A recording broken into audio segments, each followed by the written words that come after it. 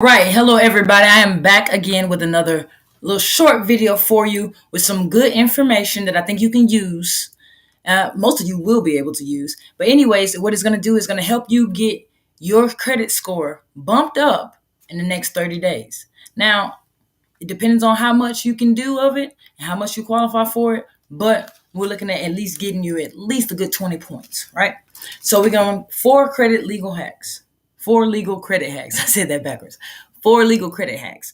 Okay, so one is if you don't have a mixture, you need to get a mixture. That means if you have credit cards, which is revolving credit, or lines of credit that are revolving, like store cards or credit cards or any type of gas cards, anything like that, that's revolving credit, then that means you need more installment credit. Well, installment credit is loans. Those are things like your car loans, your mortgage. If you have personal loans that you're taking out, student loans, those are all going to be installment debt. So you have to have a mixture of the two. Because remember, credit mix makes up like 10% of your credit score, right? Well, you need that mixture also too if you're going to try to build that credit more. So you're going to need a mix. Now that's number one. So hack number one is getting that credit mix. Now, if you don't have a loan that you're trying to take out, I know a lot of people use Self Builder where they can take out like a little loan. You don't really actually get the money, but you basically are paying into that loan. And what it does is they report to your credit bureaus and they gives you a boost in credit. And then after you have accumulated the entire loan, they either give it all back to you, and it's kind of like a way to save money, kind of doubles as that, or you could put it on a Self Builder card. The balance will transfer over to that, and you can use that credit card as well, which will also give you another revolving account if you don't have one. You also can do what they call a CD secured loan, which is you go to your bank and you say, hey, I want to open up a CD or a certificate of deposit for X amount of dollars, and you can borrow against that as collateral. And you're still making your payments. They're still reporting to your credit bureaus your payments. You want to make sure they're reporting. So if you are in the bank and you're getting that loan, just make sure that they are actually going to report. You can ask them if they're going to report and who they're going to report to, right? So anyways, you can do that and you can borrow against that, and that'll also put an installment account without you actually, or installment loan, excuse me, without you actually going out and getting something big like a car or house. All right, so get you a credit mix. Number two is authorized users or trade lines. Authorized users. It's basically piggybacking. Hold on just a second, my mouth is dry. So what it is you're piggybacking off someone else's good credit, off someone else's payment history, off of their credit limit, off of their credit limit, and off of their utilization. So when you're looking for a person to ask for you to be able to become an authorized user, you want to check for certain things. One, you want to make sure that their company actually reports for authorized users. There are car companies that report for authorized users. So one, you want to make sure they report. Two, if you need the card or if you don't need the card, you can let them know, hey, I don't even really need the card. I just want to piggyback off of the information to try to raise my score. So you don't even have to send me a card. Some companies send cards straight to the authorized user. Some companies send cards to the owner of the account who then have to mail it out. So it just depends on the company as to how the card is distributed. Three, you want to look at somebody who's had a credit card for a certain good amount of time. So I say anywhere 2 to 5 years as a starter. If you have someone who has a credit card for more than that, you're going to get 4 to 6 points for every year that card is owed. So its age actually gives you more than the credit limit itself. So if it's not a $30,000 or $40,000 card, don't worry about it. If they had that card for 5 or 10 years, like I said, you're going to get 4 to 6 points for every year. So if it's a 10-year card, that's 40 to 60 point bump in your credit score just by becoming an authorized user. Now, not only do you want the card to have some age on it, you also need a nice credit limit. That'll be nice, because if you're trying to, say, apply for some credit cards yourself, or say you're trying to get a loan or something like that, you want if you're especially if you're trying to apply for credit cards, you want that limit is going to be listed on there. So if they only have, say, $1,000 limit, but they've had the card for 5 years or better, um,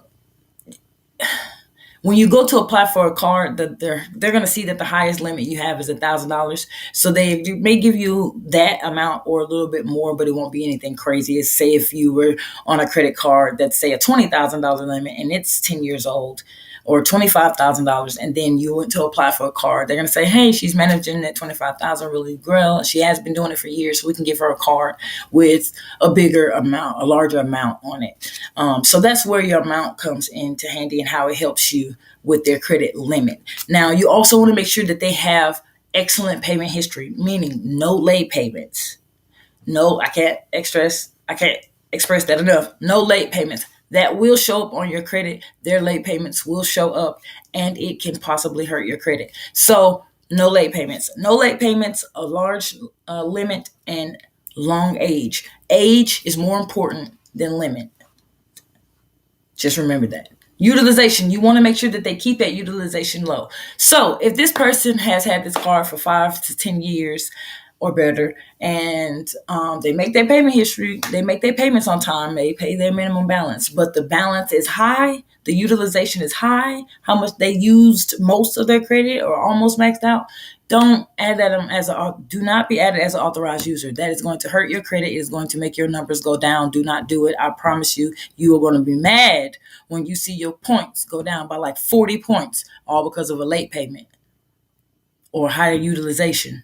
I'm telling you, you don't do it. So you want a person who's had a car for a while, a number of years, 2 years or better is, I would say 5 years or better, but if you can't five and you got somebody that's had it for over 2, then that's a start. So low utilization and a great payment history, no late payments. Those are the 3 things you're looking for. All right. Then hack number 3 is rent reporting. You can report your rent. This is to everybody who is paying rent who do not know this. There are different entities out there, different companies, platforms that will report your rent and your utility bills, and so that they can be added to your credit portfolio. If you have been paying your rent and your utility bills on time, they can actually go back up to 24 months. So you can have it up to 24 months, 2 years added on of good payment history from just your rent alone. And you can add your utility bills to your credit history as well, and that'll also give you some points and a bump in points, and it also makes you look better. You got to understand, the credit bureaus, they just house the information, but these companies that use the credit bureaus to report to and report stuff about you, they do not know you as a person. They don't know you from anybody else. They just see what they see on paper. You have to make yourself look good on paper. So that way, that's how you get access to the things that you didn't have access to before. You have to look good on paper. So reporting your rent, reporting utilities. Rent Reporters is one. There's a couple other entities out there. All you have to do is put in Google, report my rent on my credit report. The different companies will pop up. Just shop through, see which ones you like. You can add your rent reporting to your credit profile and give yourself a boost. All right, now number 4. This hack is a little bit more complicated, but it's not hard.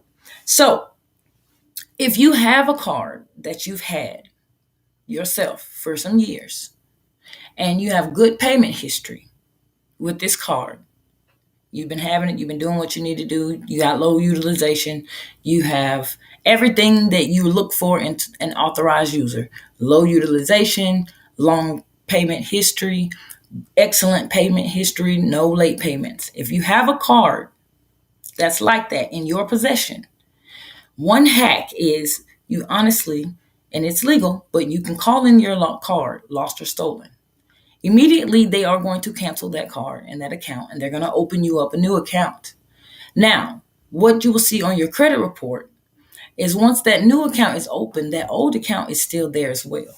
If you have had exceptional payment history and you've had that card for a number of years, say 4 or 5 years or better, and you've kept the utilization low, you will have two accounts that will mirror each other. So your new account will still have the age that you had from the first account.